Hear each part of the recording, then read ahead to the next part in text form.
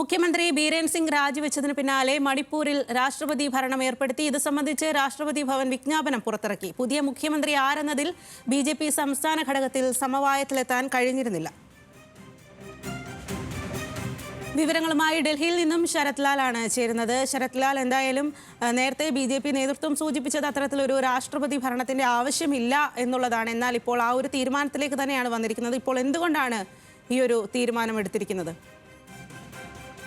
സ്വാഭാവികമായിട്ടും ബീരേൻ സിംഗിന്റെ രാജിക്ക് ശേഷം പുതിയൊരു മുഖ്യമന്ത്രിയെ ബി.ജെ.പിയിൽ നിന്ന് തിരഞ്ഞെടുക്കാൻ കേന്ദ്രത്തിന് കഴിഞ്ഞില്ല എന്നതാണ് പ്രധാന പ്രശ്നം.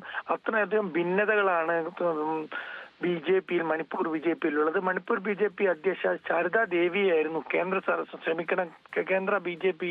നേതൃത്വം മുഖ്യമന്ത്രിയായി നിർദ്ദേശിച്ചത്. എന്നാൽ ഇവർക്കെതിരെ ശക്തമായ അതിതീവ്ര സ്വഭാവത്തിലുള്ള മേത്തി വിഭാഗത്തിലെ 22 എം.എൽ.എമാർ, നേരത്തെ 20 പേരായിരുന്നു, 22 എം.എൽ.എമാർ ശക്തമായി വിയോജിച്ച് പ്രകടിപ്പിച്ചു. ഇത് മാത്രമല്ല, മണിപ്പൂരിലെ സംസ്ഥാനത്തിൽ പ്രത്യേക ചുമതല വഹിക്കുന്ന ആസാം റൈഫിൾസിന്റെ അധികാര പരിധിയെ കുറിച്ച് പോലും ചർച്ചയുണ്ടായി.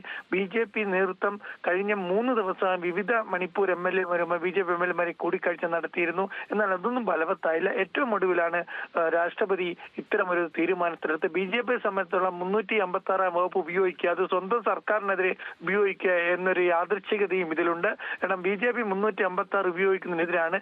356 വകുപ്പ് ഭരണഘടനയിൽ എടുത്തു കളയണമെന്നാണ് ബി.ജെ.പിയുടെ നേരത്തെ ഉണ്ടായിരുന്ന സ്റ്റാൻഡ്. അടിയന്തരാവസ്ഥയടക്കമുള്ള സ്ഥിതിയിൽ ഇക്കാര്യങ്ങൾ വളരെ വ്യക്തമാക്കുകയും ചെയ്താണ്. അപ്പൊ 356 വകുപ്പ് ഉപയോഗിച്ച് സ്വന്തം സർക്കാരിനെ തന്നെ പിരിച്ചുവിടേണ്ട അവസ്ഥ ഉണ്ടായിരിക്കുന്നു.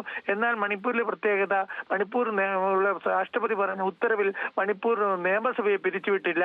മണിപ്പൂർ നിയമസഭയുടെ അടക്കമുള്ള എല്ലാ അധികാരങ്ങളും ഏറ്റെടുക്കുന്നു എന്നതാണ് രാഷ്ട്രപതി കമ്മ്യൂണിക്കേറ്റിലുള്ളത്. അതായത് മണിപ്പൂർ നിയമസഭ മരവിപ്പിച്ചിരിക്കുന്നു എന്നതാണ് ഇതിൽ നിന്ന് നമുക്ക് മനസ്സിലാക്കാൻ കഴിയുന്നത്. ഏതായാലും ബി.ജെ.പിയിലുള്ള ഭിന്നത പറഞ്ഞു തീർക്കാനും അതേപോലെ തന്നെ രാഷ്ട്രപതി ഭരണം ഏർപ്പെടുത്തണമെന്ന കുക്കി വിഭാഗത്തിന്റെ ആവശ്യം കൂടി അംഗീകരിച്ചുകൊണ്ട് ഈ ഒരു നീക്കമാണ് കേന്ദ്ര സർക്കാർ നടത്തിയിരിക്കുന്നത്. അതിലുപരി മണിപ്പൂർ ഗവർണർ നേരത്തെ ഹോം സെക്രട്ടറി അജയ് സിംഗ് ബില്ലയാണ്. സ്വാഭാവികമായിട്ടും 5 വർഷം കേന്ദ്രത്തിൽ ആഭ്യന്തര സെക്രട്ടറി ആയിരുന്ന ഈ ഗവർണർക്ക് ശക്തമായ ഭരണം കാഴ്ചവെക്കാനും മണിപ്പൂരിലെ പ്രശ്നങ്ങൾ ഒതുക്കാനും കഴിയുമെന്ന് തന്നെയാണ് കേന്ദ്രത്തിന്റെ വിശ്വാസം. അതേതായാലും വൈകി വന്ന ഒരു വിവേകം എന്ന രീതിയിലാണ് ഇപ്പോൾ ഇതിനെ നോക്കിക്കാണുന്നത്.